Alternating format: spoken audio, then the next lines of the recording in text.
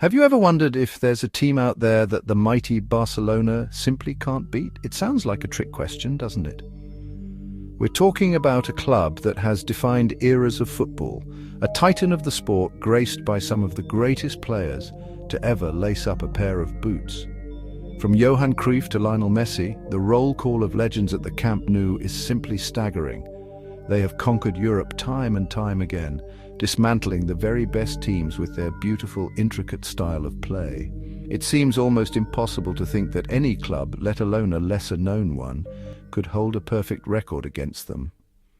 Before we reveal the name of this stubborn opponent, it's important to understand the sheer scale of Barcelona's success. This isn't just any club, it's a footballing dynasty.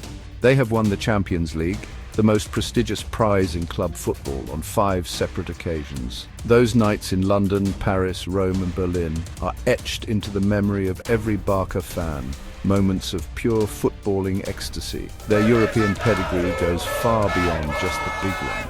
Barcelona have also lifted the UEFA Cup Winners' Cup a record 4 times. Their stadium, the magnificent Camp Nou, has been a fortress where the dreams of many great teams have come to die. The very sight of the Blaugrana colours can be enough to intimidate opponents before a ball is even kicked. The team that holds a perfect 100% winning record against FC Barcelona is not Real Madrid, BayernMunich or any other global giant. The team is Dundee United from Scotland. Yes, you read that correctly. Dundee United, a pride of Tayside, affectionately known as the Terrors. 4 times they have met in the heat of European competition, and 4 times the Scottish side has emerged victorious. It's a record that the club and its fans hold with immense pride, and rightly so. The story begins long before the famous clashes of the 1980s. The first time Barcelona and Dundee United locked horns was in the Intercities Fairs Cup during the 1966-67 season. Barcelona entered the tie as the defending champions and overwhelming favourites. They were a team packed with Spanish internationals and were expected to make light work of the Scottish newcomers. A goal from forward Finn Dossing and another from inside left Billy Haney gave the Scottish side an incredible 2-1 victory in Barcelona's own backyard. It was a result that sent shockwaves across the continent and announced Dundee United's arrival on the European stage in the most dramatic fashion possible. Returning to Scotland for the second leg, the atmosphere inside the ground was electric, with the home fans roaring their team on, sensing a historic moment. Goals from Ian Mitchell and another from the clinical Finn Dossing sealed a famous 2-0 win on the night, completing an unbelievable 4-1 aggregate victory over the holders. Fast forward 20 years to March 1987. The competition was now the UEFA Cup, and the occasion was a quarter-final tie. Barcelona, now managed by the Englishman Terry Venables, were once again the favourites. They had a team that included the likes of Mark Hughes and the great Spanish goalkeeper Andoni Zubizarreta. The first leg took place at Tanadici Park, and it was a classic European night. The stadium was packed to the rafters, and the noise was deafening. Just after the second minute, a young forward named Kevin Gallagher scored for them, latching onto a flick-on to fire the ball home. The stadium erupted, and we were on the back foot. Dundee United's defence, marshalled brilliantly by the likes of David Nare and Maurice Malpas, was immense. They seemed to win every tackle and every header. The final whistle blew and Dundee United had done it again, a 1-0 victory to take to Spain. The second leg at the Camp Nou in March 1987 is a game that has gone down in football folklore.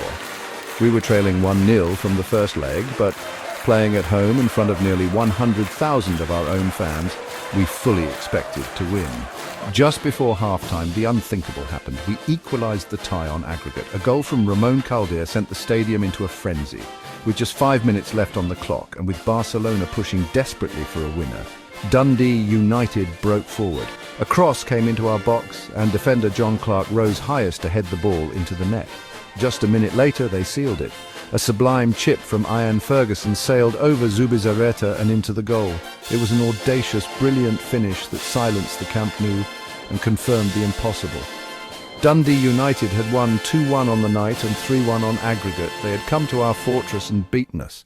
The heroes of that night, Gallagher, Ferguson, Nare, Malpas and the rest, had secured their legendary status. You cannot talk about Dundee United's success against Barcelona without paying tribute to the architect behind it all, their manager Jim McLean. He was a complex and often controversial character, but he was an undisputed tactical genius. His preparation for games was meticulous, and his ability to organize a team to nullify the strengths of a superior opponent was second to none. McLean understood that trying to outplay a team like Barcelona at their own game was a recipe for disaster. So his strategy was simple in theory, but incredibly difficult to execute: deny them that time and space. He drilled his team to press relentlessly, to get in our faces and to disrupt our rhythm. I played in that tie, and I can tell you firsthand how effective his tactics were. It was one of the most frustrating experiences of my career. So why does this piece of football history, this 4-0 record, still resonate so strongly today? In an era where football is dominated by super clubs with astronomical budgets, the story of Dundee United serves as a powerful reminder of what is possible.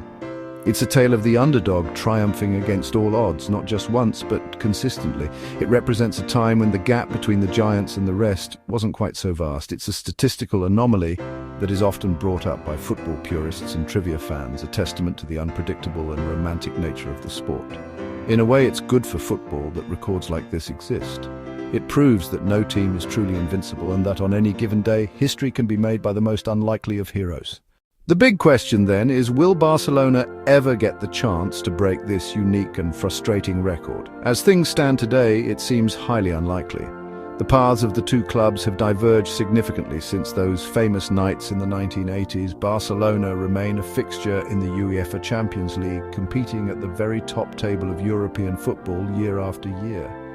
Dundee United, on the other hand, have had their ups and downs in Scottish football, and qualifying for European competition has become a much rarer occurrence. For the two clubs to meet again, a perfect storm of circumstances would need to align. In a strange way, perhaps it's for the best that the record remains intact. It exists as a perfect, unblemished piece of football history. This perfect record is Dundee United's permanent trophy. It's a testament to a special Dundee United side and a brilliant manager who dared to take on the giants and won. So while Barcelona will continue to collect trophies and dominate opponents across Europe, this one small, stubborn statistic will likely remain: the one team they couldn't beat. For Barcelona, it's the ultimate piece of unfinished business. For Dundee United, it's football immortality, and I suspect it will stay that way for a very long time to come.